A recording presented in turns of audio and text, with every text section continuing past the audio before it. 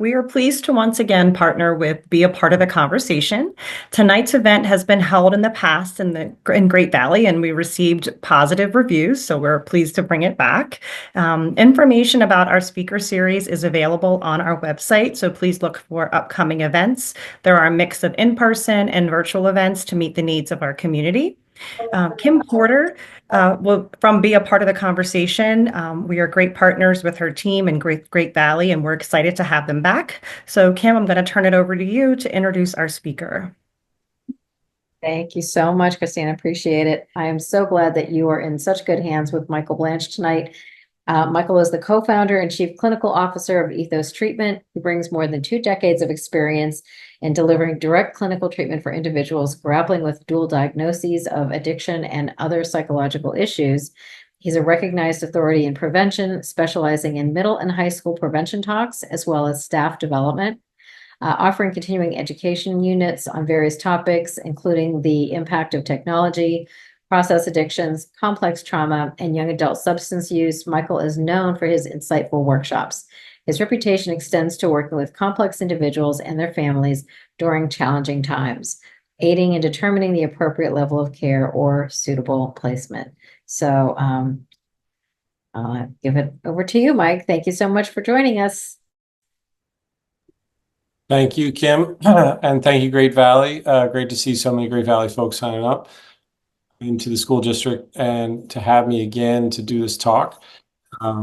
I am really excited to be here tonight. I've done this talk numerous ways over the years. And the bottom line being that this tonight, actually, I was just telling Kim, based on the 27 questions that I got from your school, I had time this afternoon. I was able to kind of edit and get at more solution focused, more direct, kind of practical, tactical ways to help with your kiddos on the home front. So I hope tonight answers a lot of those questions. I was able to take a lot of the questions and include it in my work tonight.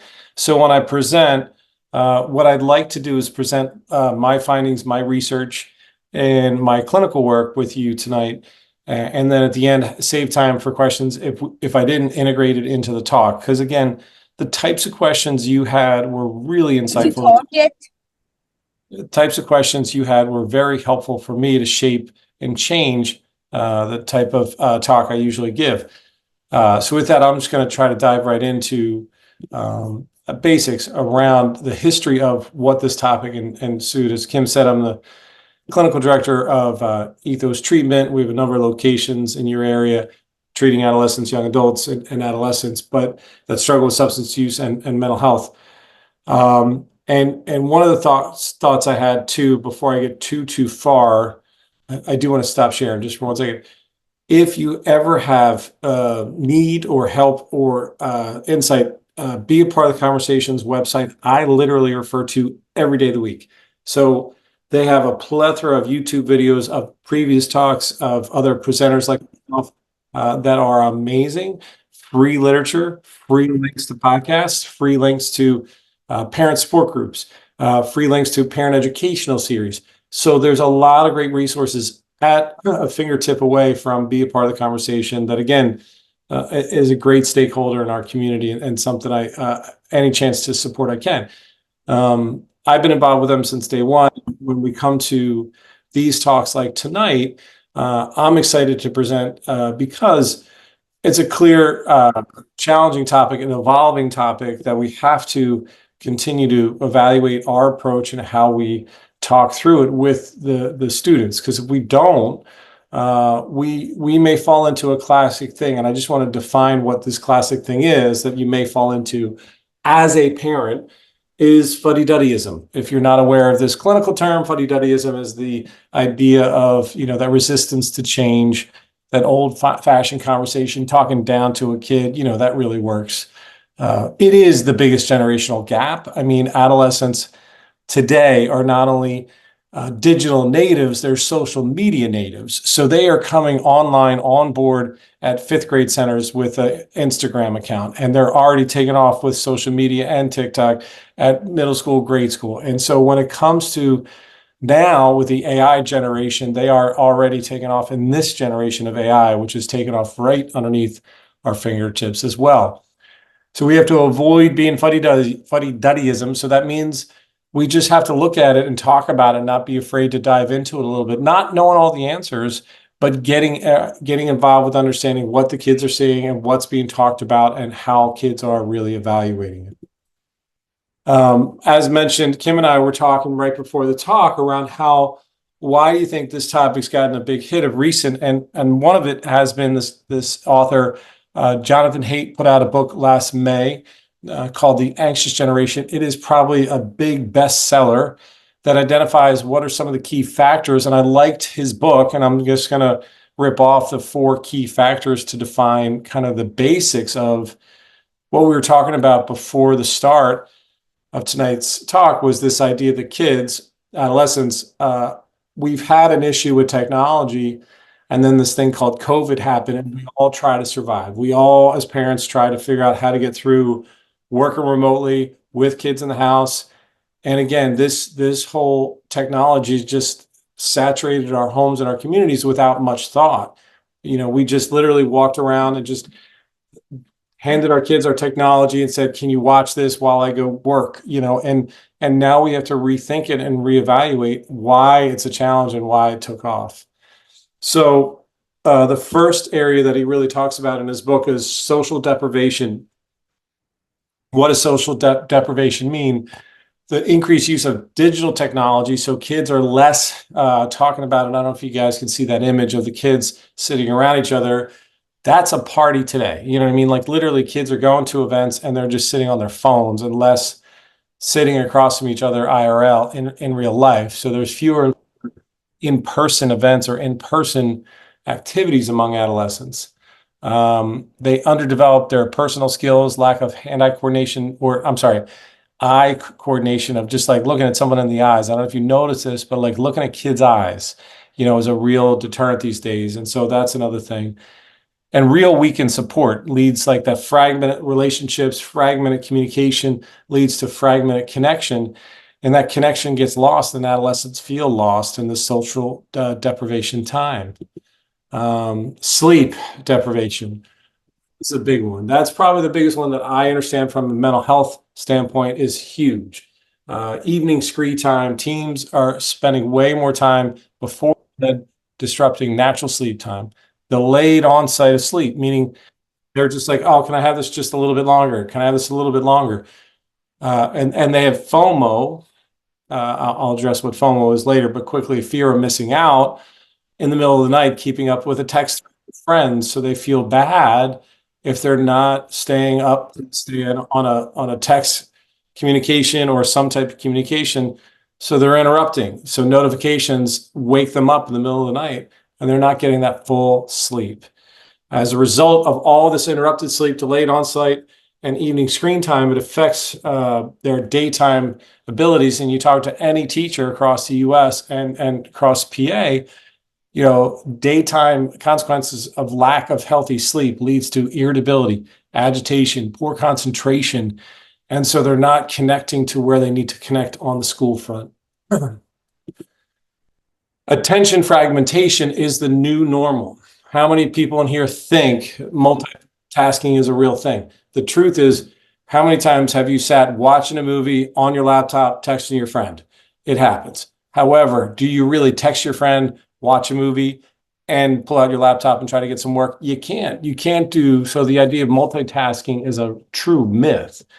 And you're not really being productive in any one area. And I don't know how many times I'll try to catch up on a show with my wife and I'll have my laptop out, or I'll text somebody back, and the next I'm like, can I watch that scene again? It's so often like we try to catch up to things and have multiple things going on, but it's attention fragmentation is the new norm. I don't think it should be. What happens is constant interruptions lead to a lack of depth of conversation or a lack of depth of connection, and that affects mental health as well. Shortened attention span leads to that ADHD nation that we're all in, and this idea that when kids then are sitting in school, they're not used to like sitting and waiting, or I don't know how to say this, like just being patient sometimes. And so the development of patience and waiting in line, I'll never forget years ago when I started giving this talk, I had explained what a commercial was to my niece. Now my niece is a college student, but today it's, even shorter than that when it comes to reels on Instagram and how long a kid's attention span is there. And then as a result, cognitive overload is this idea. The concept is like they're just so overwhelmed with information, overwhelmed and bombarded with technology and multiple streams of input. They're just paralyzed, they're shut down, and their decisional process making is really slow to really kind of effectively take on the next thing. And that's why we're seeing kids struggle. Lastly is this big thing around addiction. And when I talk about addiction, I'm going to talk in part around process addictions. I'm going to define process addictions in a couple of seconds. But we're up against really in this digital age of technologies, engineered engagement, the algorithms behind things. And what I want to take pause and stop sharing just for a couple of seconds and tell you the quick story of this thing called YouTube. Everybody knows the term YouTube. Everybody's seen YouTube, right? And in 2007, when it first came out, everybody thought YouTube was this pleasant, nice thing, right? It's a very nice product and everybody thought it was great. Well, Google was really worried because the truth was when YouTube first launched, nobody was on it. Nobody picked it up. Nobody. They just thought it was a nice place to shelve videos, but they didn't understand what was it about until this algorithm came behind it. And the New York Times did an amazing 6-part series podcast called The Rabbit Hole. If you get a chance, you should check it out. It's an amazing history of Google's YouTube page, but it went further into a lot of different pieces. But the premise of that research was in 2007, when this engineer came out and said, wouldn't it be nice if you're watching a video about cats? If you like this movie about cats, then they would give you a little thing to say, well, if you like this video, then here's a suggested video. Here's another suggestion to watch. And what they started to algorithm-wise note is how long you're on the video for and what you like, what you don't like. And then they started categorizing your search engines and Google's categorization of how long you're on certain things. The next thing you know, isn't that so nice that Google did all this great research on you to make sure that you were watching this great thing called YouTube? Well, the truth is it was just increasing advertising feed and advertising budgets. And so to make sure that they had a locked in consumer, i.e. you, to watch and retention of somebody watching YouTube. So retention of viewership went up dramatically. How long somebody was watching YouTube went up dramatically. And that set the footprint for the digital footprint for algorithms behind watching videos. And that was the essence of where it started. And then it rolled into Facebook, and then it rolled into other social media formats like Instagram Reels. And then it went into years and years of that they took before they even launched TikTok, an app that's illegal before the age of 18 in China. It's illegal in certain parts of the country. And also they're trying to evaluate its safety issues in a lot of ways. But this product is so engineered that your For You page on TikTok is so exact to your personality. Again, New York Times did an amazing research of these, and I have a link at the end and I can share it with you, to this New York Times article that did a deep dive of, they set up 4 personalities on TikTok to show you that they're so unique to users, that the For You pages are so different that they capture how long you drag for, how long you scroll for, what you expose to on other search engines through TikTok. The next thing you know, it is so addictive. The algorithm behind this is such a massive thing. Social media is one place for this. Video games is another. So the video game industry has histories and histories. Call of Duty is the best example, has over a decade now of 10 versions of the game Call of Duty. Well, the same people that brought you Call of Duty brought you this video game called Fortnite. So they had 10 years of identifiable, trackable gamification behavior to pull into when they pulled and started this free game. I don't know if you remember the game Fortnite. Fortnite was the first game, and I'll talk a little bit longer, a little bit about the video game called Fortnite. And it was the first game to jump ship onto your personal device here that you could watch on an iPad or iPhone or play against somebody on a video game console. The first year Fortnite came out, the free version, it made 1.8 with $1 billion because you got to a place, then you have to pay to play. So they pulled people in, and the next thing you know, you had to pay to play. And it is such an addictive scoring game. Again, the algorithm behind it is really why I wanted to pause there to really describe the addictive nature of these things. So when it comes to, sorry, I'm just getting a little bit of stuff here. The engineered engagement apps and platforms to designed to exploit psychological vulnerabilities, the dopamine loops, and the dopamine flush of like when you're playing and you're going to play, or the next reel or the next YouTube video or the next thing, that's going to be better. And that's scrolling and scrolling and scrolling. The cycle of reward and seeking the next thing is going to be better. FOMO, this is another big part of addictive cycling from a psychology perspective of social comparison, comparing your insides to other people's outsides, having to keep up with others. And really dropping, and we were talking about this earlier, about the neglect of real world activities so that they just move fuller and fuller online. That's the addictive nature. So that you're dropping all these external kind of healthy outlets and just staying online. So, so process addictions is chasing an external to make your insides feel better. A key product of this is, or key component of this is sometimes it's in your family of origin if you have addiction or alcoholism in your family of origin. So if you're a product of chaos, you're comfortable in chaos, you're attracted to chaos. And what do you think technology is? A format of chaos. We're seeing not just video gaming, but gambling, online gambling is taken off in a lot of areas and is just in your formats, meaning you can log on today to any of these apps and you don't have to identify being 18 years old as long as you have a credit card that you can start gambling right now, right here across the globe. Shopping, money, and these are other process addictions. Survey of 16-year-olds when it came to gambling.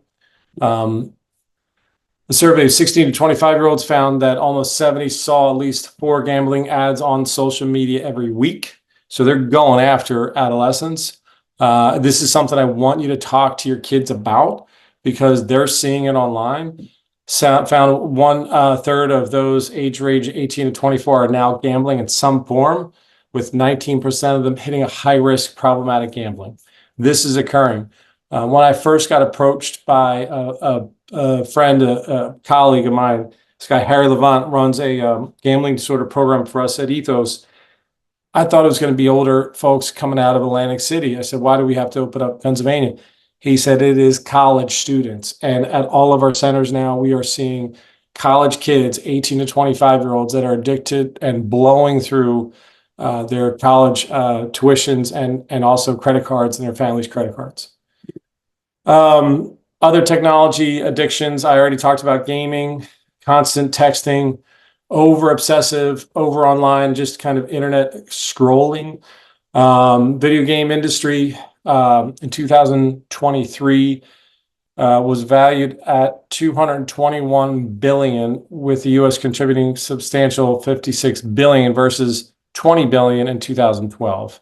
I mean, it is over doubled in the last 10 years. Relationship and online dating happens with internet codependence and over excess of reliance on self-worth and others. Sexual compulsory pieces and pornography with kids exposed to pornography online. I'm going to skip through that one. I'm going to skip through this one. So this is where we get it with kids, especially, you know, when it comes to adolescents and some of the psychological impacts of technology is the principles of exaggeration. I want to just take a note here and pause for 1 second and say, if I'm not the first person to tell you this, kids may lie. I don't know how to tell you this. Kids may not tell the truth sometimes. And so they may exaggerate. We used to be up against the myth of the great party that you missed from last weekend. I don't know if you ever heard about that party last weekend. Oh, you missed that great Halloween party. You missed this or that. But now we're up against a perfect image that looks like it was a really good time. It looks like it was a fun time. And this came from a local school that'll remain nameless for our conversation today, that a bunch of seniors I was talking to, and I started down this path with them, and I'm lucky to get an opportunity to talk with students. And the senior classes a couple of years ago were saying they were at a boring high school party. And what do you think happens at a boring high school party? They're all sitting on their phones. And this kid was at his boring high school party, scrolling down on his phone, scrolling down. The next thing you know, that's totally fine. And he was looking at, his phone, and the next thing you know, he was having FOMO of these parties. And all of a sudden he looked up, he's like, well, wait, there's Sally, wait, there's Johnny, wait. And what he realized, he was at a party where a bunch of kids were sitting around, and they got up, took a bunch of photos in another room, came back and sat down. He was technically having a FOMO for a party he was at. So does that make sense to people? So that idea is that, like, the kids exaggerated, posted these really great images of this really great time when he was at it. And all these kids always talk about, according to social media, it was this really crazy time. But the truth is, sometimes they're just really boring parties on their phones. That happens more than you think. I actually worked with a client recently where he was grounded. The parents were doing the right thing. The parents took away their phones as well. And this individual was a young guy, was trying to keep up with his friends, didn't want to let his friends down. And so he was able to get an iPad that his parents didn't think that he had access to. And he started on his Instagram feed posting reels and pictures of where he basically images offline. And he made AI generated images of himself at these parties. And so all of his buddies thought he was at a party. Somebody told somebody. The next thing you know, his parents checked his Instagram feed and found out, like, wait a second, he's grounded downstairs in the basement. And they went rushing down to the basement to find him on his phone, or I'm sorry, on an iPad, when the truth was he was doing AI generated pictures of himself at a party. So when I tell you that kids exaggerate, this is just one new format for kids to exaggerate. So that's one notion. FOMO, I talked about enough. It is a big part of anxiety for kids when they feel like they need to keep up with. Again, it's not peer pressure per se. It's just that internal anxiety where they feel like they need to keep up with. And then also keeping up with the device. They also need to keep up with the thread or keep up with, what's happening. And so that's a huge thing. And then, as I talked about with the fragmented languages, developmental challenges, lack of depth of developmental conversations due to reduced face-to-face interactions. Chasing external validation as opposed to looking internally gets to like attachment theory.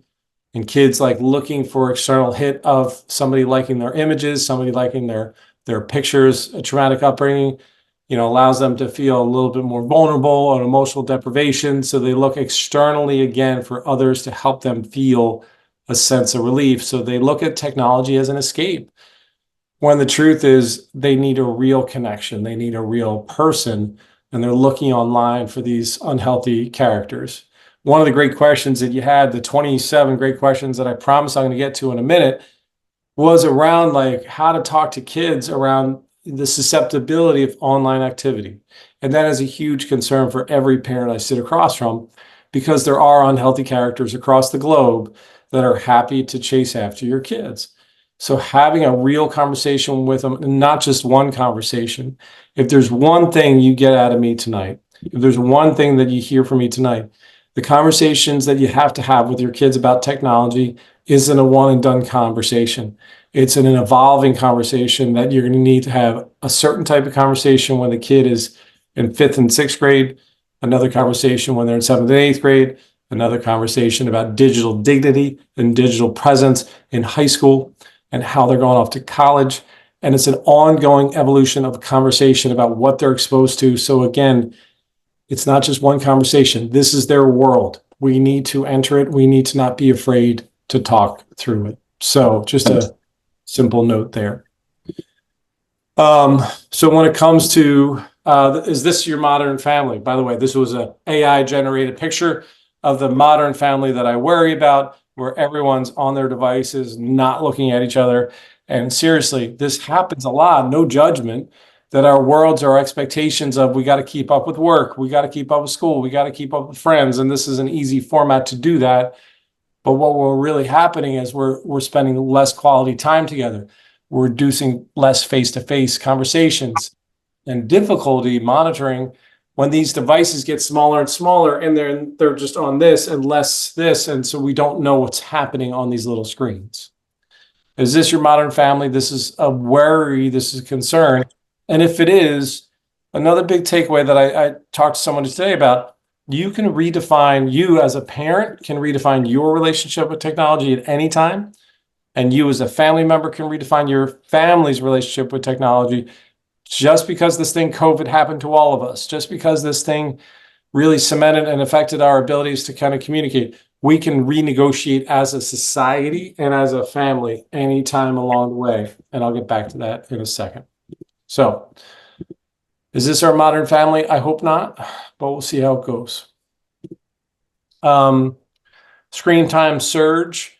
What is happening? Yes, kids are on technology, excessive engagement, spending considerable amount of times on their phones and devices. Video content consumption, on average, they spend 7.2 hours watching videos on any type of format. When it comes to video content, on average 7 hours. So think about this. They're sleeping for 8 hours, they're in school for 8 hours, and then 7.2 hours they're consuming how much video? So that leaves 0.8 hours for them to actually eat, or do whatever. So they're always online, they're always constantly online, and it's a dramatic impact and a dramatic surge post-COVID is these numbers.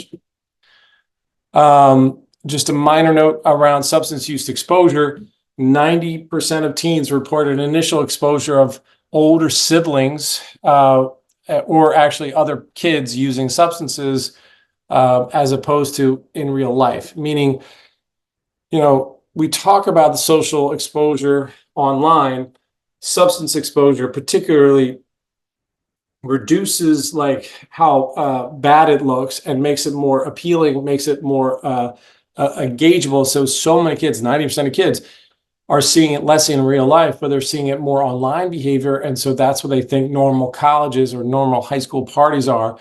And again, this is just a format, a layer, a part of what we need to talk about with our kids.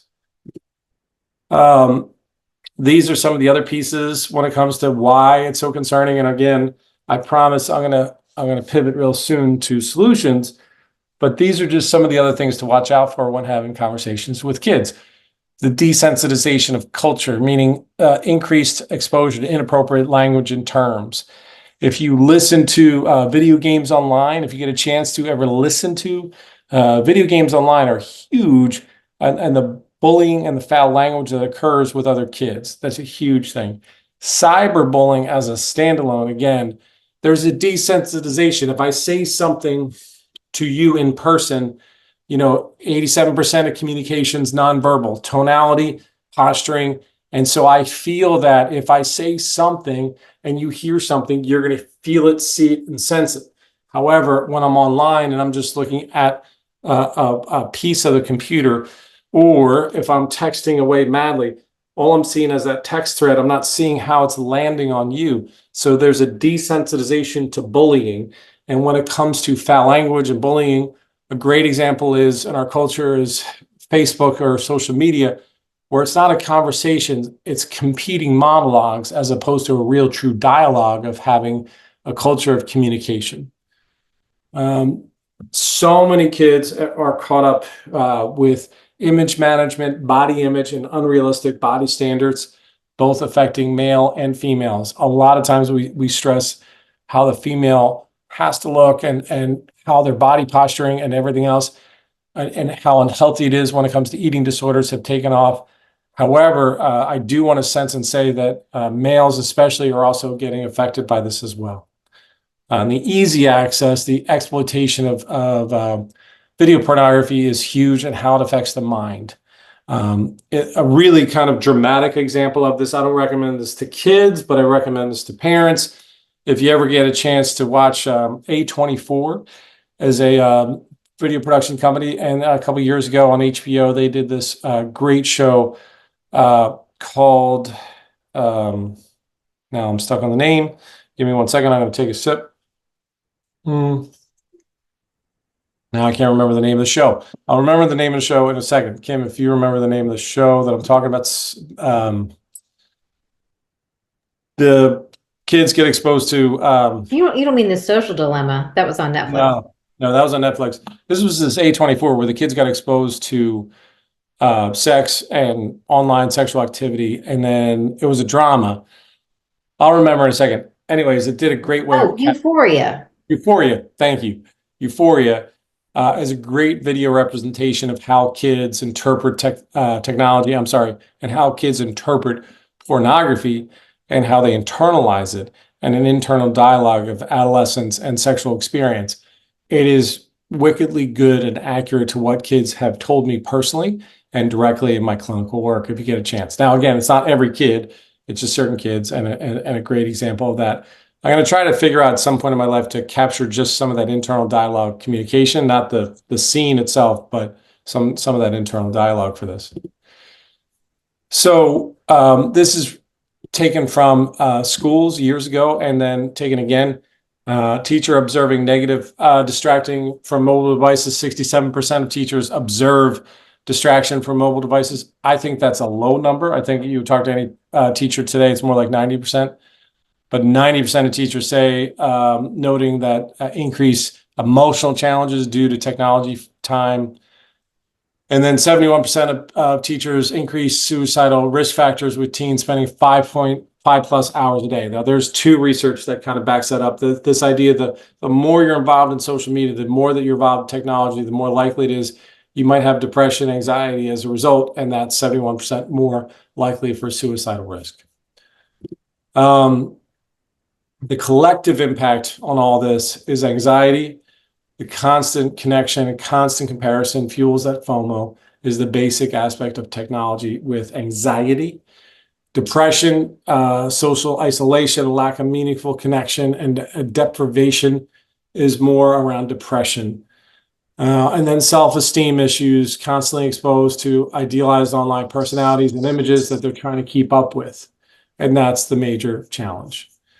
Correlation of mental health issues, public shaming, verbal abuse, degradation on a public level, public abandonment, kids not feeling supported on a level, re-traumatization of a bad breakup, bad event. I used to tell the story all the time when I was a kid going to school. I had a bad day at class. What would happen is I would take the bus home and I would play with a friend. The next day about school, I would go back in and there would be a whole new day of school. The challenge today is there's something happens in third period or at lunchtime or right after school. It gets posted, it gets captured online, it gets repetitive, and that kid is then looking at, obsessing about who commented about what happened online. And so often it's a place where kids get re-traumatized in situations, or when there's a bad breakup. And when one of my first questions when I ask kids, like when they break up with a significant other in high school, can you hide the relationship, the ex-girlfriend, ex-boyfriend, so that they're not obsessing about the breakup or obsessing about the relationships? So many youth are then caught up in these obsessiveness around certain relationships. And then the status updates and the kids that want to be social influencers. I've met and worked with a couple social influencers, and they'll tell you it's not easy. It's a constant of worrying about how many people like them, how many people are following them, and the money versus what they get versus what it takes. It's a full-time job. And so many kids aspire to be social influencers online, and it's a real challenging job. I think it's harder to make it as a social media influencer than it is as a rock star today. So a call to action. Now I want to get to solutions. Now I want to pivot and get to how can we reshape a healthier digital future as a society. And then I'm going to break down each of these as parents, educators, and mental health professionals. But first, even as tech companies, we challenge, how can we look at tech companies to help us? There are great websites, there are great apps that help curb, and a couple of the questions are there apps that can curb how long somebody's on technology for? Absolutely. There's Opal, there's there's a bunch out there that are free, and then there's some paid through Apple there are monitors, ways to kind of manage kids and technology, so it doesn't have to be a constant battle, a constant fight for you as the parent and you and the kid and the young adult at you every single day. That was another question that came up a lot, was this idea of like, how can I get it away from this constant battle? It'll be a battle. It'll be a renegotiation and something you need to clarify. But if it's clear, consistent, and upfront, I think that will manage it better, and written down and agreed upon and upfront around boundaries, around why you got to get the kids why to buy into this, how to help them stay in a narrower path with this relationship with technology. So modeling healthy behavior, setting boundaries, and fostering open communications as a parent. My first intervention with parents is when I tell parents every day, like, if you want to get your kid to stop watching technology or not being on technology, I'm going to ask you to look at your own evaluation and your own approach to technology yourself. Translation, I don't know how many times I've done family sessions where a parent will nicely walk in the room and say, hey, wait a second, I need to have my phone. I got an important business call or a text or whatever. But all that kid sees is this is more important than them. And when you think about that messaging, what do you want to say to your kid when the nonverbal cue is this is more important than you? And so that's where I'm challenging you as parents to think about how you're presenting it, how you're evaluating, and even certain parents, certain kids, you could be vulnerable. You could be vulnerable and say, hey, listen, I needed to reevaluate my relationship with technology. I'm going to evaluate how I approach it. I need your help and let's kind of work together as a team so that this kind of thing has taken off, but we need to really reevaluate it. And for the record, when I get into solutions, I'm not anti-technology. I'm not anti-TikTok. Well, I am kind of anti-TikTok, for the record. But what I am is asking you as the parent to really evaluate how to regain clarity, connection, communication, how to regain basic parenting skills, basic parenting education around boundaries, and to not get lost in the content, if that makes any sense at all. So as I breach into this topic, I want to make sure I'm not anti-technology, just when and where and how. So this is a general piece, a call to action in general.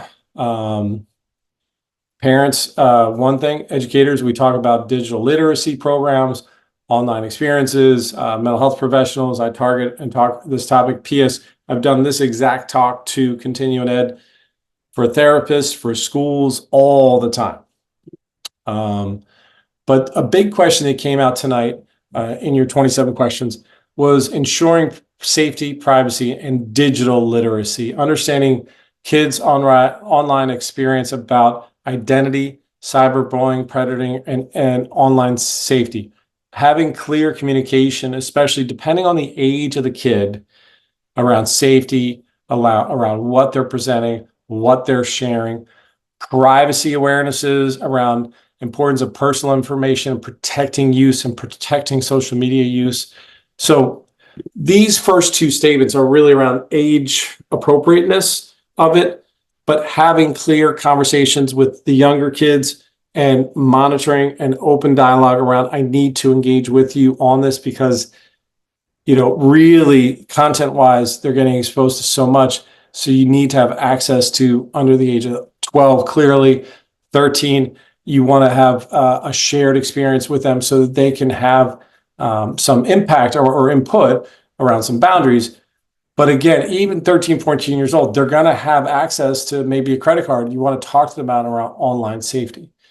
Digital citizenship is empowering the kids to see how they're navigating the world ethically, online community members, or how they're, what they're downloading, what they're seeing, and what they're sharing when it comes to their world is this backyard in their back pocket. So what kind of imprint do they want to leave in the world? What are they viewing? What are they seeing? What are they downloading? It's like that classic line of you are what you eat. So if I'm consuming healthy food, I'm feeling pretty healthy. If I get a chance to work out, I'm feeling pretty good. If I'm consuming chips and ice cream and crappy food, I'm not feeling great. If I'm downloading crap, I'm not seeing and feeling great. It's a very simple dietary kind of comparison. I talk about digital citizenship. Building habits and addressing tech addiction. I'm going to talk about it a couple different ways, but mindfulness usage against mindless scrolling. One of the things that I talk about all the time when it comes to parameters or boundaries, every kid from senior year below. P.S. I'm actually going to tell you as parents to think about this. What's the first thing you grab at the beginning of the day? What's the last thing you put down before you go to sleep? And if it's this device, I'm going to have this conversation with you now. This is not the best thing to wake up to. This is not the greatest thing to fall asleep to. And my favor is give me 2 weeks. I'm going to ask you a favor. Give me 2 weeks of using an old school alarm clock or using the alarm, but setting it up across the room so that you don't scroll the last thing you do at night and think about reading an old school book or doing something else or being more mindful post 11 p.m.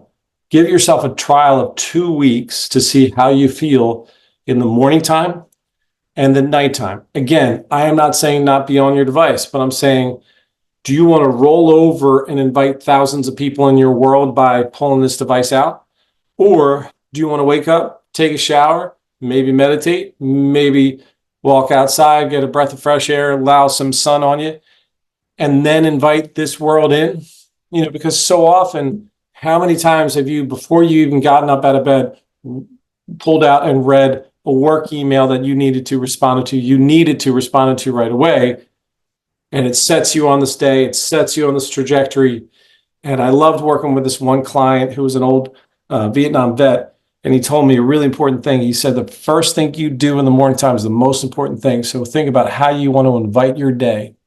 And it made me think about technology. And it made me think about, what am I inviting in my day? The first thing I do before I get out of bed is, do I invite thousands of iterations and informations that are unfiltered by this device? Or am I going to slow down and really be kind of mindless scrolling is the biggest thing we're up against today. So many people I sit across from don't intend to become addicted to technology. So many people innocently just say they started scrolling and swiping, and the next thing you know, the algorithms have gotten so good and the hits have gotten so good, the dopamine hits, that you're just drawn in. And the next thing you know, 20 minutes turns into 2 hours, and it's 11 p.m. going to bed at midnight, or it's midnight going to bed at 1 a.m. And then you wake up at 6:30 and the first thing you grab is your phone. That's where I'm really worried about it the most. So give yourself 2 weeks. And at the end of 2 weeks, if you don't feel that you've gotten any better, great, go back to technology. My theory is you're going to feel a lot better if you give yourself just a little bit of breathing room away from it. So you can see how you do with it, and then you can bring it to your kids. Or you can go right ahead and talk to your kids about it, because sleep is, as I said earlier, and I'll say it again, is a big offender and a side offender of this technology. When kids aren't sleeping, they're not effective. When kids aren't sleeping, they're more irritable. When kids aren't sleeping, they're not cognitively thinking through what they need to be thinking through. So kids need a lot of sleep, and they're not getting it today. So mindfulness usage encourages times around boundaries and time and screen time, and looking at their devices as opposed to just being on it all the time. Balancing activities, ensuring that there's a healthy mix of digital and offline activities, promoting physical, social, and cognitive development. And tackling addiction, recognizing the symptoms, I'll talk about in a little bit. Encourage alternative activities and outdoor play, creative pursuits, and social interactions. And getting kids outside is so important. Getting them around other people, other kids, exploring activities. It doesn't have to be classic like sports related events. It could be plays, or it could be hobbies, or it could be volunteer work. I work with a lot of students that struggle and are introverts, and that's fine. And so let's get them involved in some hobby or some volunteer work that's maybe more one-on-one. or a part-time job, just to kind of, again, have them have life experience where they're talking to them. I once taught a class at social work, school of social work, where I wanted to have every person work just waiting tables, learning how to communicate and talk to somebody. I think waiting tables is a really important skill to learn how to talk to general public. Again, social interactions, learning how to communicate with other kids and other adults is a really important piece. Setting appropriate screen time and usage limits was a big question. Like, how do we do that? What do we do? Establish limits, establish clear times, establishing clear, consistent rules around daily, weekly screen times for each kid. So each kid's going to be different. Each time a week is going to be different. Each year is going to be different. So when it comes to, there was like a couple weeks ago, there was Halloween. For seniors that week, there was a lot of stuff due for kids going off to college. Early admissions, early decision paperwork was all due November 1st. So that week, a lot of parents were like saying, hey, kids, let's limit the exposure to technology this week to get through these things. And if you want to blow off steam, go to Halloween. But do you see where I'm saying, like, there's going to be certain weeks that are going to be high intensity weeks that we just have to concentrate through? And then I think there should be a general guideline of Monday, Wednesday, and Friday, or Monday through Friday, having one type of relationship with technology, and maybe allowing a little bit more Friday night, Saturday, and Sunday. But again, having a consistency of 11 o'clock, hey, you got to turn your device in. I'm not going to look at it. I'm not going to read it. I just want to plug it in so it's out of your reach, out of our hands, so we can plug it in and charge it overnight. Because of that kid, depending on the age, may struggle with that FOMO and just having it in their back pocket. It's more accessible. So reestablishing the healthy boundaries and limits. Now, another way is also to look at technology-free zones or technology-free times or technology-free events. I used to have technology-free Tuesday and Thursday nights. I got to get back to it. It was a great way to have a shut-off, a shut-down time. We'll still do one night or 2 nights a week. It's a moving target for us right now as a family, but I can't stress enough, as a family coming together, and I'm not saying then I'll sit around and watch a Netflix show. I'm saying do something together or work on a quick project together, or just have a family planning meeting around what's everybody want to do for the holidays. But if you had specific nights that you limit the exposure and exposure to screen time, that can be really helpful. And again, as a shared family experience is really good. Technology-free zones, technology-free times during meals, definitely before bedtime. And again, I can't stress enough, lead by example. Manage your own screen time, look at your own screen time, because your kids are watching what you do way more than they're listening to what you say. I'll say that again in 1 second. Kids are watching what you do way more than listening to what you say. So you got to lead by example. Fostering open conversations about online risks. What does that mean? Communication, regular, consistent conversations around this topic. I said it earlier. I'll say it again. It's not one conversation. We're going to talk about technology every weekend. We're going to talk about what you experienced, what you saw, and what you felt about it when you're on it. A communication is so important to stress enough, like an open dialogue, a consistent dialogue, and a consistent part of communication. Another big example of this communication piece is what I'll say a lot of times is I play Columbo. I play kind of dumb. I ask questions. I learn a lot about this topic from adolescents. So by having an open mind and getting a kid to say, I don't know anything about it. You tell me, why do you like, this app, or what is it about this technology that you like the most? That's my biggest recommendation to you. Play Columbo, ask questions, and get a kid and be curious about what they're exposed to will really help you understand what they're up against. Another big component of this when it comes to decreasing risky behavior and increasing conversations around it, by monitoring. Now, monitoring, yes, is more about time about what they're on versus I don't want you to take away from monitoring. Like, I don't want you to read every text message thread that's ever read because kids exaggerate, kids lie. Kids will want to have their own communication. Kids will have their own version of communication. When I say monitoring, it's around how long their devices are or what's going on. Again, there's great apps. Bark is one that'll kind of limit certain exposures or times of how long somebody's on a device for. Now, my biggest last thing I couldn't get across enough is this thing, support. Assure your child that they can come to you without any fear, judgment, or any outlying issues. So when I get to this again, that support, I used to give this prevention talk around alcohol and substance use prevention, where I used to talk about the amnesty card. And I want to instill an amnesty card for online activities. The amnesty card it's the Good Samaritan law. If you are in an event, at an event, and you are in trouble, you are intoxicated, or you're worried about a friend that's intoxicated, if you call 911, you should not get in trouble, and your friend shouldn't get in trouble if you're calling about someone's safety or well-being. That's called the Good Samaritan law. If your online activity is at risk, and if you're worried, this is the biggest question that I read in your questions. How do you instill this? You tell a kid, under no circumstances will that kid get in trouble by you as a parent if you're worried about safety, if the kid is worried about online exposure, or if they're worried about an at-risk behavior that they want to run past you. Number one, you would rather have a kid talk to you and open up to you than worrying about whether or not they're going to get punished. Does that make sense?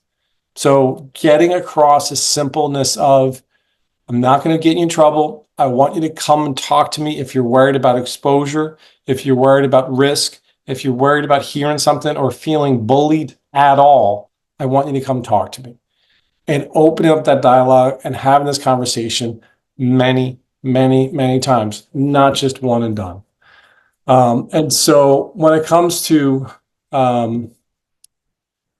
other parts of this support and communication, I'm sorry, I thought I turned my notification off, but clearly I didn't. Empowering children and getting them to be bought in. Kids don't like being told what to do.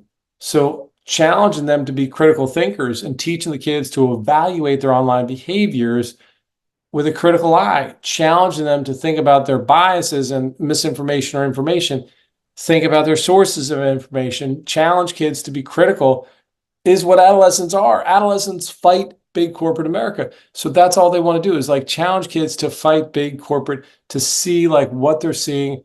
And I'm not trying to say like corporations are bad. I'm not trying to go there. All I was trying to get across is kids don't like being told what to do. And we have to challenge kids. Great. Then let's not buy Facebook. Let's not buy face value. Let's not take things at face value. Let's critical things. Let's think through things and empower kids to think through what they're seeing, what they're evaluating, what they're feeling online. Ethical behavior and treating others with respect, kindness in this digital realm. And again, modeling behavior, telling kids that they have to think about how their words are coming across, how their behaviors are coming across, and what is helpful behavior, what's harmful behavior from their perspective, helping your kids own what behaviors they have going on in their ethical behavior. And do they feel like they're going good? This is the type of conversation you want to have with them. These are the critical words you want to ask them. Like, how do you feel like your behavior is online? What kind of things are you sharing with friends? Well, I'm just sending this one thing to my one friend, or I'm just sending one text message to one friend, but who knows what's being screenshotted? Who knows if that's being screenshotted? So many kids think, oh, I'm on this Signal app, or I'm on this Reels app, or I'm on this other communication, that it goes away. Does it if you take a screenshot of it? No. So many kids think like, oh, I'll just put it on Instagram, it'll go away. It doesn't, it sticks around. So we have to challenge kids to think about how their responsibility of empowering their use of learning, creativity, social connections, great, while keeping a healthy balance of other aspects of responsible use of this thing, because it's a major device in their back pocket. I'm going to date myself for 30 seconds and say, when I first started giving this talk, I would talk around the best safety advice I gave was when everybody had a big home computer to put it out in the kitchen or in a dining room where everybody could see what's going on. And this device called a home desktop computer was these huge, clunky, slow things that you would have to dial up AOL and walk away, get a cup of coffee and come back and hope that it's, engaged online, right? That's when I first started giving this talk. And then I got to online activity. I'll never forget my friend Fred. I was out to dinner with him and we were talking about our cell phones. I had the Razor. I was all excited about the Razor. And he goes, Mike, this is, technology 2.0, 3.0 is going to be a device where you're going to look at a screen in your back pocket. I'm like, who would want to look at a screen in a back pocket? That's just crazy. And a year later, I was looking at a screen in my back pocket. And the dawn of Apple products, the dawn of the iPhone, and how that was a game changer in our world. And this device is a mini computer. I don't know why we keep calling it an iPhone. This is not an iPhone. How many kids don't even have their voicemail set up? This is not a phone. This is a computer. And we got to talk about it like a real computer that has multiple accesses, multiple inputs, and so much faster than any computer we were ever raised with. And so its accessibility, its Wi-Fi capabilities, you can be on it all the time. So we have to realize that this thing took off in our worlds without any conversation. This is no blame to any parents on this call. This is no blame to any school. Like every school across the state of Pennsylvania, every school across the US is battling policies and procedures of how they manage it in a classroom setting. And there's back and forth discussion. It's an evolving topic. We're not dead set centered, and the ethics and empirical evidence on this is clearly saying limited time or limited usage is way better. And so we have to be thoughtful about when and how we use technology so it's improvement. I was lucky. I was at a school. Actually, I was at a school this morning today, and I asked these groups of seniors, what do they think about the impact of AI on their classroom setting, and do they use ChatGPT? And luckily, sorry, I'm going to turn my notification off. The kids in class opened up to me that they know that they don't want to use ChatGPT because it slows them down, because it really waters down information. It's ghosty. It's not accurate information. They have to double check their information. So they were smart about it in some respects. And they also said, oh yeah, and our teachers have a way to check to see if it's ChatGPT, if that's their answer. Now, I don't know if that's the truth, but because it's taken off so quickly. But the truth is, ChatGPT, AI information, all this is so accessible to kids that we, again, I don't want you to get lost in the content of it. I just want you to still stick in the parenting process of it, to not be afraid to have constant communication around these topics and in-person, in real life conversations about what they think about it, to go back to that critical thinking concept. That's my message again and again. So when it comes to critical thinking, establishing ethical behaviors and responsible use, and ongoing citizenship, ongoing communication around it. These are some of the other things that I talked about and other topics I just wanted to make sure I put up toward the end of my conversation tonight. I've talked about a bunch of them, but I wanted to think about, to combat this, I just want to talk about what these things are again and why we're struggling with them. Again, mindless scrolling is the biggest thing that I see with most kids today, where they're not really being mindful of what their input is. Again, morning and evening times are critical of how they look at their screen time. And when it comes to why are they scrolling right now, and the key aspect of boredom, boredom is a great gift that we're not thinking about. Boredom is a nice indicator of not being happy, not being satisfied, not being clear about what they want to fully get out of life. So boredom isn't the enemy. Boredom is the starting point of creativity. Boredom is an ability and a place for the next chapter. But if we're not listening to boredom, we're not really paying attention to boredom, if we're self-medicating boredom, then we're going to miss an opportunity for growth. And that's my biggest takeaway from technology. is because when a kid gets bored and they jump to this, that's fine occasionally. But then if they're not then exploring other ways to express themselves or other ways to connect to others or other ways to explore developmental stages, this gets hardwired in. And we know about hardwiring from addiction. The two aspects of addiction is hardwiring. If you have an uncomfortable feeling and you go to a substance, that's what hardwiring is. And if you have a boredom and you go to technology, that's what hardwiring is. And when it comes to synaptic pruning, that's another form of addiction. If you don't use it, you'll lose it. And so that idea is you're not exploring, developing other synapses to develop and feel good, and you're just looking to this social media site to help you feel good. That synaptic pruning affects development, connection, and hope. So my hope is to challenge kids to explore in real life activities, to have conversations with kids around real life experiences, to help them develop and grow. And that's really what it's about, that mindless scrolling component, if that makes any sense at all. So to combat mindless scrolling, I talked about mindfulness, connection, and looking at boredom as not the enemy, but looking at a way to kind of challenge yourself, to learn other ways to combat boredom. Because here's the deal, boredom exists, boredom happens. And so it's really important to take care of yourself in that time. So I apologize, I got distracted for 1 second. Let me take a sip of water and then let me pull up my slides again just to make sure I'm not missing anything. I got a couple more slides to go.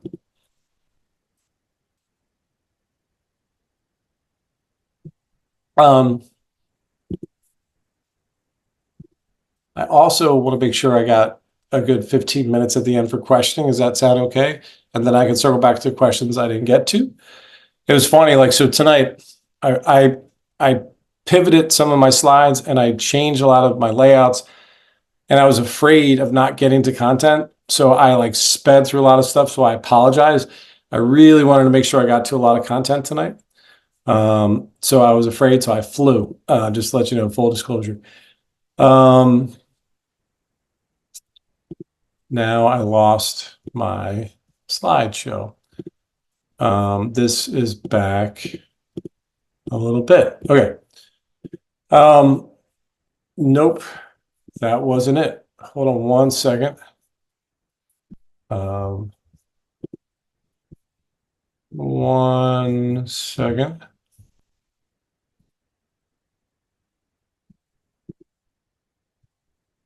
There we go.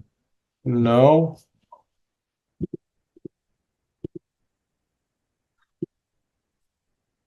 Nope. Hold on 1 second. There we go. Thank you. I had 2 slides up. Okay. So addressing the crisis and strategies for intervention. These last 4 points are really huge. For certain kids that have progressed too far, we need to talk about digital detox programs and to really implement a real strategic break from technology to reset habits, to really reduce dependency. So often, so many of our kids come to treatment and they have no idea how addicted they are. And so when we talk about digital detoxes, it's a real thing. I work with a number of national programs, and there's not many that actually are specific for technology addiction, but all of the adolescent treatment centers are seeing this, that once somebody goes to treatment, this is the biggest barrier to treatment. A lot of kids are afraid to give up their device. Now, I will say this, one of my favorite institutions, one of my favorite programs is out on the West Coast. It's actually nationwide. It's called Newport Academy. Newport Academy is known for, I'm not giving them an advertisement, I'm just saying they're really great for equine therapy. They're known for nutrition. They're known for ropes courses, experiential therapy. They have an amazing psychiatrist. They have all this great stuff, right? And so this kid got out of Newport Academy and she came home, and I was super excited to see what did she get out of the treatment center and what did she get out of 45 days being in treatment at Newport. And then she sat down and she said, I had 45 days without this and my anxiety's never been better. And that was my first case. That was a number of years ago where we talked about digital detox. What does that really mean? she reset her relationship with technology and she refocused 45 days not having this. And then when she came out, there's an app that'll make your cell phone, I'm just trying to make sure I do it, black and white. So I don't think you could even see it anyway. You can make your device black and white so it's less engaging, less addicting. So there's a way to make the devices black and white, and she only allowed herself to be in color on weekends. So it helped be less engaged in this detox process because it's so helpful from a digital detox program to really restart, reshape her connection to this relationship with technology. Another key thing that she talked about was learning how to have better outlets and other real relationships going on, and have real world social skills was this last thing, creating opportunities for face-to-face interactions, group activities, interpersonal communication skills in various situations, even just simply getting a part-time job. And for this kid, she did group exercise, individual therapy, and but that idea is like learning how group interaction, real world life experience from volunteer work or group experience is such a huge thing. Sleep hygiene. Do you think I killed that topic enough? And the importance of sleep and the ability to have consistent sleep times and consistent screen-free time before bed promotes the use of blue light filters and device-free bedrooms is huge. So that idea is like allowing your brain free time, downtime to detach, so your mind's not constantly scrolling. I'll never forget after the first week of COVID. Do you remember the first week of COVID when we all flipped to telehealth, when we all flipped to working remotely? My eyes hurt so bad. And they adjusted and they've adjusted. But those first couple of weeks of COVID, I'll never forget how this hurt. And now I've gotten used to it. It doesn't mean it's any better. And I've had to change and not wear my glasses when giving these presentations because I can't read, and that's a whole other story. But when it comes back to, I apologize. Sorry, I'm flip-flopping too quickly, and I promise I'll stop now and I'll finish on mindfulness and focus training. Mindfulness meditations, meditation times, intentional time, intentional free time, intentional focus time to decrease fragmentation, encourage single tasking, and prolong periods of uninterrupted focus. So young adults and adults can learn how to do one thing at one time. My example of this, one of our groups, Ethos Adolescent Group in Westchester, has a part art therapy group because it's like something specific every week for an hour and a half, 90 minutes, that they're doing something specifically with their hands and learning in an uninterrupted way to kind of stay focused in this process. So in an introduction of concentration exercises, combating that attention fragmentation is huge. And that's a huge thing as well. Basic clinical interventions. So often, so many parents ask me, what are some of the basics of understanding treatment interruption of technology? Cognitive behavioral therapy. Cognitive behavioral therapy of really thinking the technology through and combating what they perceive, what they're going to get from it, and really talking about in real life what they're really gaining from it, what they're really getting from it. So cognitive behavioral therapy, talk therapy, group therapy. The amount of group therapy that I hear and see kids, and when I do workshops in adolescent group classrooms and hearing kids say and laughing about how they thought they had to keep up with somebody when they realized in real life they weren't really that cool, but according to their social media feed, they were really cool. Hearing other kids tell other kids, it's one thing some random adult is saying this, it's another kid when another kid in class or another kid in group is really breaking down science for other adolescents, and having other adolescents break it down is massive. So having panel discussions for schools, I've hosted and developed panel discussions with other kids saying what their experience has been like bullying, exposure to sexual activity, or exposure to substance abuse issues, and how and what that really does to their psyches. So having kids and younger kids really think through from other kids how to think through their relationship with technology is huge. So I have some other links that I can share with you. But again, Jonathan Haidt's book called The Anxious Generation is an amazing introduction to how to look at the scope of the problem. He's got a big push of wait till wait till eighth grade, basically. His hope is that as a collective society, if we all kind of agree, because what we're up against is so many kids say, well, everybody at the fifth grade center has one. Everybody at sixth grade has their cell phone. Technically, they're correct. So many kids are having earlier exposure. When does it stop? When I first started giving this lecture, I was surprised to talk to high schoolers, and then I was surprised to talk to freshman year. And I got really surprised when middle school, and I got really, really surprised when I was talking to fifth grade centers. So when it comes to parents of kids, like a lot of parents ask, like, when is it too early? I think fifth grade, sixth grade is too early, but I think so many other kids have devices and have electronics that we're combating that FOMO and trying to keep up with. So when a kid gets a device, it's not, here's a device, see ya. Or when a kid gets a device, they can have it the rest of their life unfiltered, uninterrupted. We can negotiate at any time. And if you haven't given your kid a device, you can set up parameters and boundaries, like you only get it after school hours. Or if you get it at school, you're only allowed to check it at lunchtime or check it right after school. Or when you get home, we need to have limited time and not have full access all night long. Because you're 17 or because you're 14 or because you're 12, we want to limit the accessibility, and we need them to turn in these devices so that they can learn how to interact with other kids. No, I didn't get to everything tonight. I know there's much more to this topic, and I know this was scratching the surface on a lot of your questions. My hope was, after reading some of the questions, I was able to pivot and download a lot of stuff. But I do want to allow 4 questions at the end if I didn't get to some of the questions in the feed. So, Kim, was that a different topic that you've seen from me before, and want to try to be a little bit more solution focused tonight? No, I thought it was great. I thought you really covered quite a lot. I really, one of the advanced questions that I really appreciated was that finding that balance of adequately monitoring a teen's utilization of social media things without being intrusive or a helicopter parent. I thought that was, that's something that I feel like I hear a lot about, just trying to find that balance of, whether it's trust, but is it about trust or is it about love and protection and things? Maybe if you would like to say more about that, or if please feel free to drop something in the chat or raise your hand.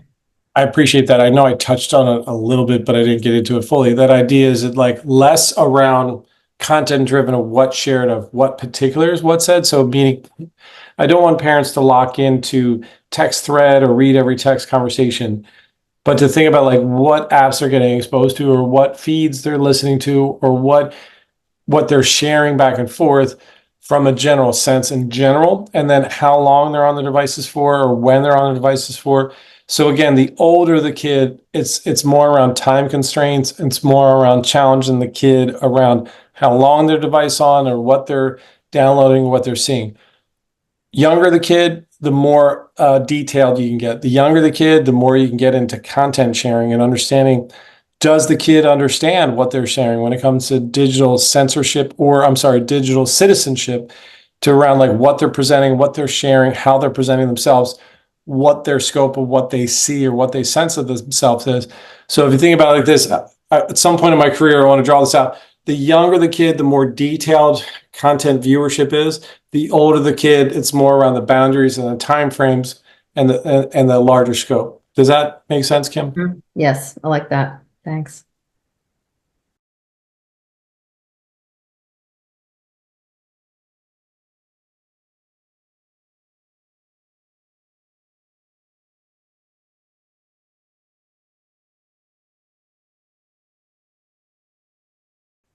Thank you for being vulnerable about that as a parent. I think that's amazing for you to share that. And 2 is like, but here's the thing, parenting is never over. You know what I mean? You're always going to have this connection, relationship with your kids, and that you can reclaim these awkward conversations and know that you can on-go this conversation and know that you recapture this. But again, it's a constant thread. It's a constant conversation. So it's not just like one conversation. And so that's the big thing. Please clarify how we can help kids deal with anxiety. when it comes that seems to be related to phone related issues was the question that was posed. General anxiety reduction techniques are really important, but if you think your child suffers from anxiety, it's kind of like caffeine and nicotine aren't great products for anxiety. This thing is not a great product for anxiety. And so I talk about technology like I talk about any product that we're consuming, and be a conscientious consumer and know what you're digesting, what you're investing time and energy into. And someone that has a baseline understanding of anxiety or baseline anxiety going on, this is just an anxiety exacerbator. So we want to think about, again, how and when you consume it. So you may have to have a little bit more direct conversation around how do you feel after you're on your device? Is your anxiety more acute or is it more diminished? And not being afraid to ask a little bit more questions about, hey, can we develop other social avenues for you to feel connection so then you don't get obsessed around certain connections online? And did that answer that question for that person? If so, just let me know. Okay, great. What suggestions would you have for parents of a first grader concerned about our child seeing inappropriate content on a friend's device while they're not present, like a drop-off play date? What kind of conversation can you have with a 7-year-old about open sharing with us about what she saw is uncomfortable? Absolutely great question.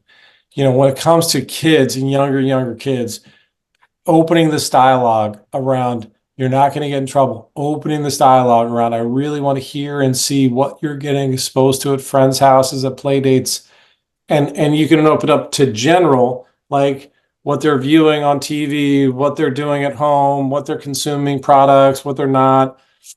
And, oh, by the way, this device, are you on it sometimes? Or, oh, the older sibling left their device out and you guys were curious about it. Be curious, try to be inviting to the conversation so it's less of a is somebody going to get in trouble kind of tone and more of a curiosity tone of just wondering. I'm just hopeful to have this conversation. And again, if you're worried about a parent around parent supervision in general about a drop off, then you're worried about what they're getting exposed to online and telehealth. So think about having that. Don't be afraid to have that conversation with that parent.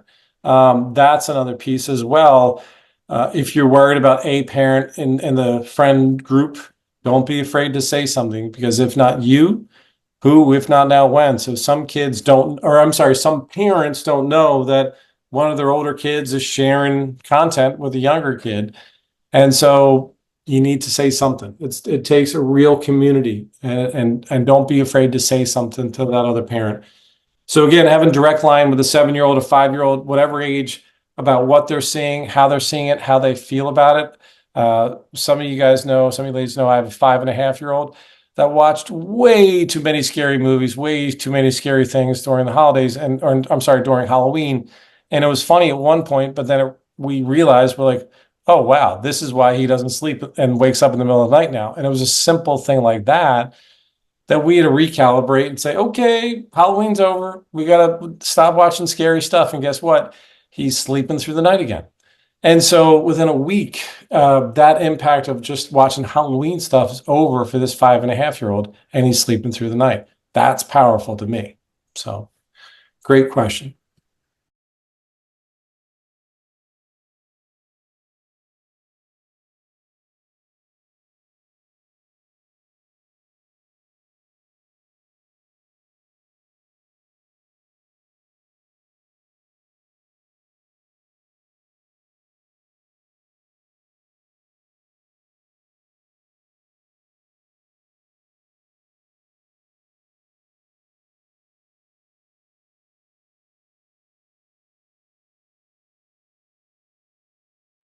That's the question. That's the $1 million question, because again, this technology can be really helpful, and it doesn't have to be this unhealthy thing. However, even YouTube itself, as I talked about, that was the original template for all these different things. That can be as impactful as addictive. So number one, having this conversation multiple ways, multiple times to see like what is drawn in. What do they keep getting drawn into? Is there a certain content they keep getting drawn into? Is there a certain topic they keep researching? And so that's the big critical piece when it comes to me.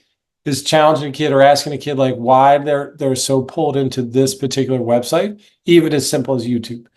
Two is to highlight when it is going well and to really challenge a kid to see like this is the positive pieces around it. And let's strengthen perspective. Let's look at the strengths perspective and see why is it healthy? Why is it helpful for this to continue to?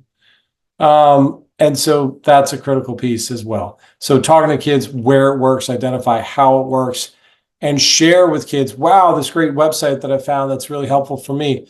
Or, making it a weekly thing to share at a dinner as a family without your devices. Hey, I saw this really great video. Describe it. Don't download it for me. Describe it, talk about it, tell a story about it, as opposed to let me scroll on my device and find this perfect image. So it's an ongoing conversation. Again, I apologize. There were two other quick things I want to make sure I get to. Our struggle has been with the schools and iPads and the kids and younger. They're way too young, the person feels, and I understand. And again, Minecraft as an educational tool can be addictive, absolutely. And so it's an ongoing conversation with the school around IT policies. And I just hope that we just continue down that conversation and have that conversation on the home front about when and how a kid, even as young as 5, has an iPad or accessibility time. And advice for younger children with limits around tech use, particularly in times boundaries, but constantly thinks about it or discusses it even when they're not in use of it. Children exposed to others' tech activities, but it feels like addictive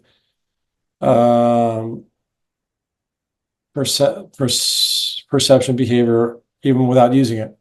So that's a really insightful comment the person made, is that the person may not even have the device on them all the time, but they're constantly thinking about it. This is called anxiety. This is called obsessiveness. So that might be a sign of anxiety for the kid to have some kind of anxious relationship and over attachment to this device.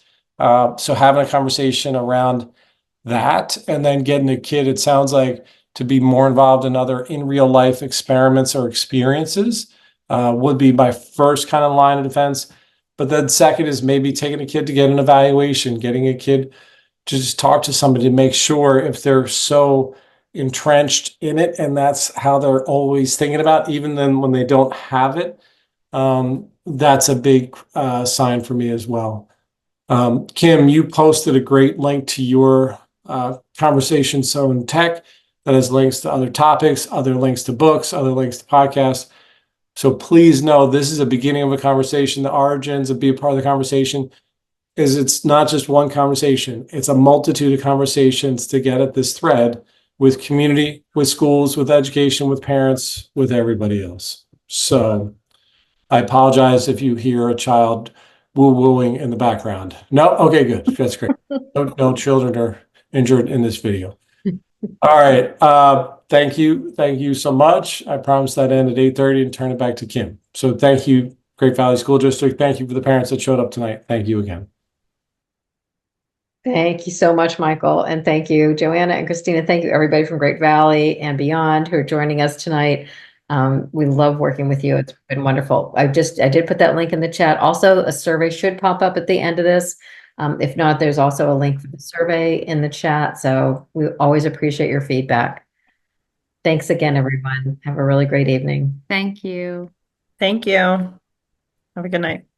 Thanks again.